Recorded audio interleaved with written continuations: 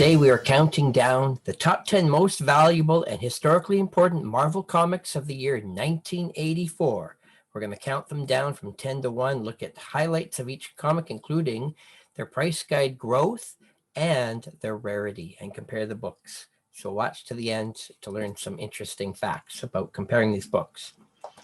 Number 10 of the year, ranks 10th of 1984, also ranks 160th overall of the entire decade of the 1980s.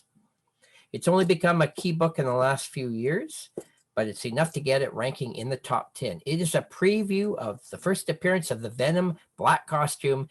We're talking about Marvel Age number 12. Let's go learn a few more facts about this book. It features a Mike Zeck cover. It is the Spider-Man black costume. Of course, this is 4 years before Venom would actually appear. And here is the cover featuring tons of Marvel's biggest heroes back in the 80s during Secret Wars. Marvel Age was only a 25-cent preview comic that came out every month. There are 293 copies graded by CGC in all grades combined, but the 9.6s and higher, there's already 178 copies graded, but Heritage Auctions has only sold 4 copies in the last 21 years. Looking at the Overstreet annual price guide, we can see in low grades, no movement at all in the last couple of years, but it's slowly moving up in raw 9.2 prices. So of course, check out eBay and GP Analysis to see how the graded CGC copies are doing these days. There are 99.9.8s and 79 of the 9.6s. And you can see there's a whole bunch of different signature series technically out there as well. The number 9 most valuable comic of the year is Marvel Superheroes Secret Wars number 1. It's the first issue of this mega miniseries, which was the biggest selling title of the year from any publisher. It ranks 122nd most valuable of the entire decade. It's starting to show a little bit of growth every year. We're going to go learn a little bit more about it. Yes, it is the first issue of this maxi limited series, 12 issues. And most people just call it Secret Wars for short. It ran for 12 issues, 12 months, so basically a year, written by Jim Shooter, art by Mike Zeck and Bob Layden. It was tied in even with a toy line of the same name from Mattel. This book has really gone crazy on the CGC census lately. There's 2,700 copies graded, including over 1,600 9.6s or better. Heritage has even now sold a whole bunch, 48 copies. There is a direct edition, a newsstand edition, and a Canadian price variant with a higher cover price. So hunt out all 3 of them. Overstreet price guide, again, not much movement at all in lower grades. Slowly sneaking up. It's now a $35 book raw, 9.2. On the census, there is 1 copy graded 9.9. There's also 853 9.8s. Yes, there is a Canadian price variant with lots of copies graded, and there is even a second printing, which is a lot rarer, so you need to watch for that one. There's only 6 9.8s of the second printing. The number 8 book of the year, G.I. Joe, A Real American Hero, number 25. This is one of the major key issues featuring a new first appearance. In this issue, it is Zartan. Let's look a little closer at this book. Also features the first appearances of Cutter, Mutt, Junkyard, Deep Six, Buzzer, Ripper, and Torch. A Mike Zeck cover. Again, he was quite a hot artist in 1984. It's the 3rd most valuable G.I. Joe comic ever published by Marvel. Only 131 copies graded by CGC, however, and only 99.6s. Heritage at 9 copies, not many at all. Again, there's the 3 different covers if you're comparing. Overstreet price guide, no change in any grade condition in the last year. On the census, there are 59.8s and 49.6s. There is a second printing of this book, which is also quite hard to find. Not many on the CGC census at all. Number 7 book of the year, Spectacular Spider-Man number 90. Also ranked 70th of the entire decade. This is one of the many Spider-Man issues featuring the new black costume. And so if you're a completist and you want those early pre-Venom issues, this is one of many in our episode here today. It's the first black costume in this title, which ties with Marvel Team Up for the second appearance. This issue also features Vision and Scarlet Witch and the Black Cat appearance. black background cover.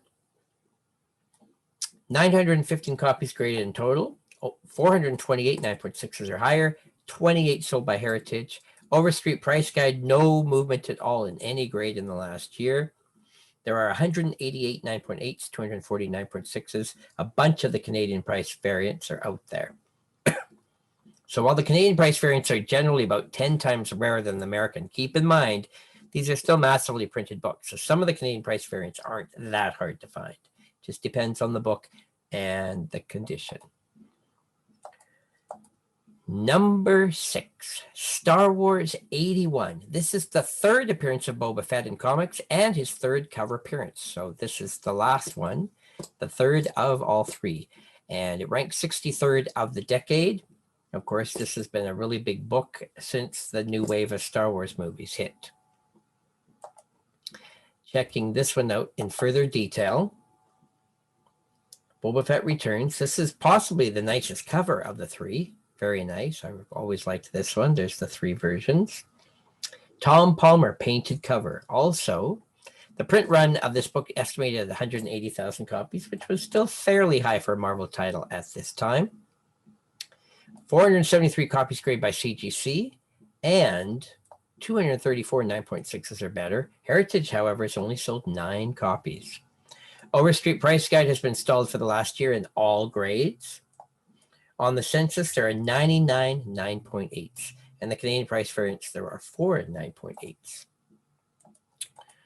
The 5th most valuable Marvel comic of the year is Marvel Team Up 141. It ranks quite high for the decade in 43rd place. Looking closely, we mentioned this ties to Spectacular Spider-Man 90th for the second appearance of Spidey's black costume. This issue also features a Black Widow appearance, Art Adams and Mike Mignola cover. This one is a lot more popular, though, on the CGC census. There are over 2,600 copies graded in total, with 735 9.6s or higher. Heritage has even sold 45 of them. There's the 3 cover versions. Overstreet also, again, stalled completely this year in all grades. Purple background cover. There are 380 9.8s and 10 of the Canadian price variants. Next on our list, Marvel Superheroes Secret Wars number 8. This has been a major key for decades, and it just keeps getting more and more attention. And wait till you look at the census on this one. It's gone crazy. There are 4 copies even graded 10.0 of this book, one of the most important books ever for Marvel in the 1980s. This is Spider-Man in his brand new black costume during the Secret Wars miniseries, issue number 8. There are 15,000 copies graded by CGC, including over 4,000 9.6s or better. Heritage has even sold 242 copies. That's really increasing quickly. In the Overstreet price guide, there is movement, even in the lower grades. It's been stalled a little bit for a few years, but generally it is increasing. And in the last 7 years, you can see in raw 9.2, it's almost doubled for raw copies. On the census, there is 4 10s, 22 9.9s, and 4,000 9.8s. There's even 33 of the Canadian price variant graded 9.8. There's also a rare Dutch edition, only 1 copy graded by CGC. And if you're interested in the black costume, you might also want to hunt out Comics Journal 85, which has a preview of the black costume. And only a few of those have been graded by CGC so far. The number 3 book of the year, definitely another super major key book, also tying into the black costume. It's Amazing Spider-Man 252, the first appearance officially of the new costume. There are 8 copies graded 9.9 of this book.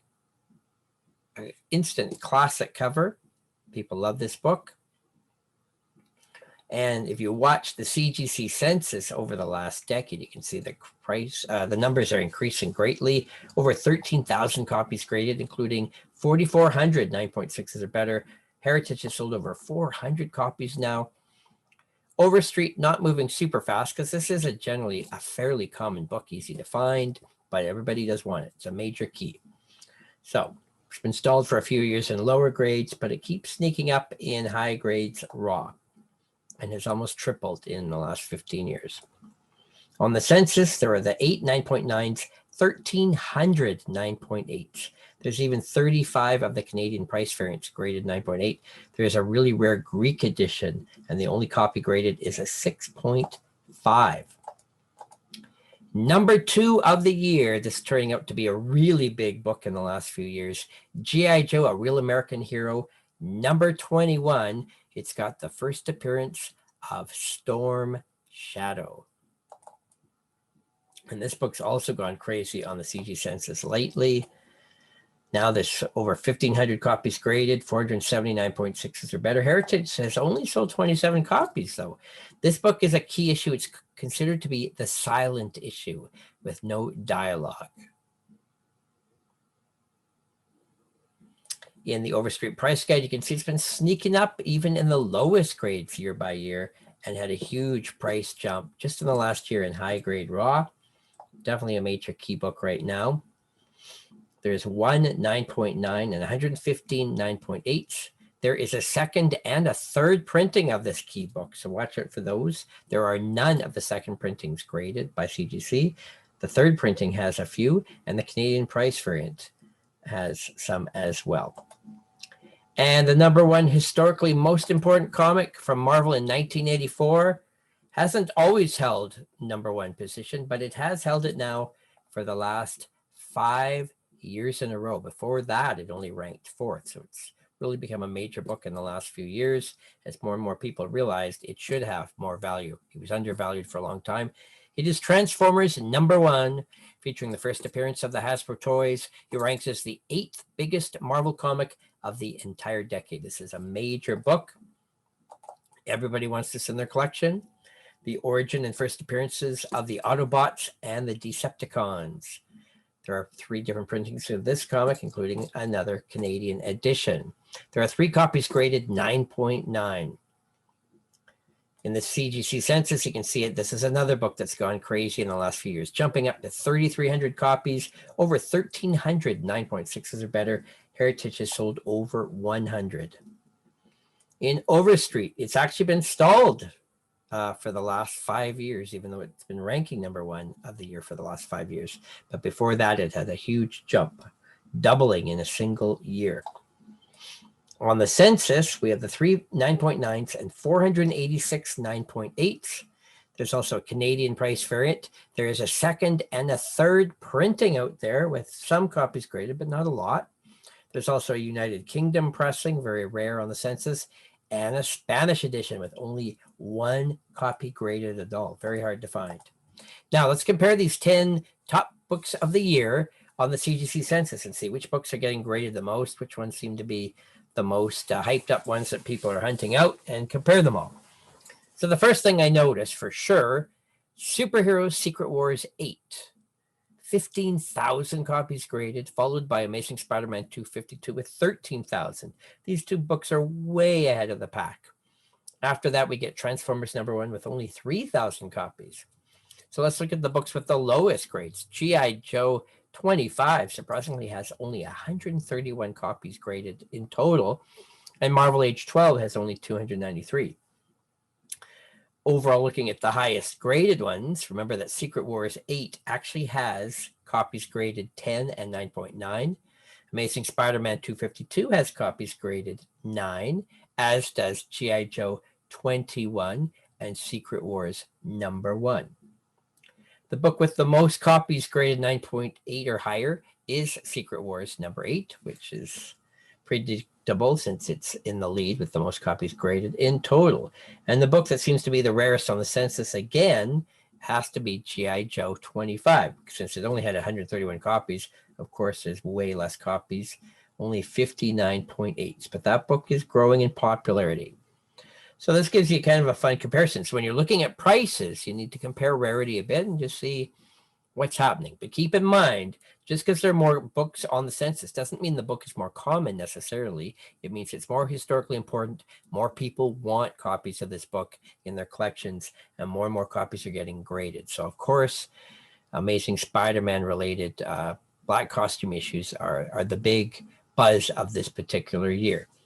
So everybody wants those in their collections. They're not growing in price quickly because, again, most of them are fairly common and easy to find.